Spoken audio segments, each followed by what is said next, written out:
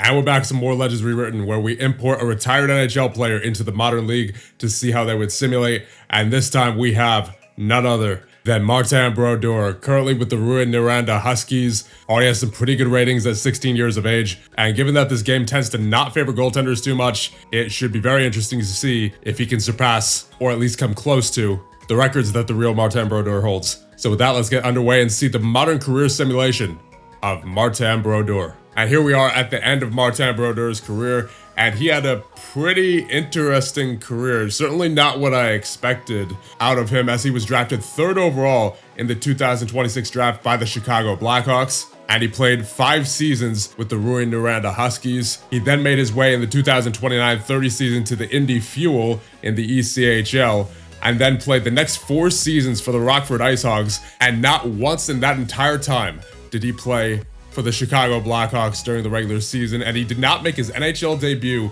until the 2034-35 season when he was 26 years of age for the LA Kings, where he would play the first 2 seasons of his NHL career before he was traded to the Washington Capitals in his 2nd NHL season, who he then played for a couple more seasons before being traded to the Toronto Maple Leafs, where he would stay for the majority of the remainder of his career, except for one small stint during his final season in the NHL in the 2044-45 season with the Boston Bruins. So let's get a look at his career stats here. He had 522 games played, 261 wins, 32 shutouts, and a save percentage of .912. And then during the playoffs, really not much of note. He was only in the playoffs for 2 NHL seasons, never won the Stanley Cup. He played 20 games during the playoffs, had 9 wins, 0 shutouts, and an .887 save percentage. And as we take a look at his awards, he did win the championship in the AHL with the Rockford IceHogs. He did win the Vezina Trophy once during the 2038-39 season. He also won 4 gold medals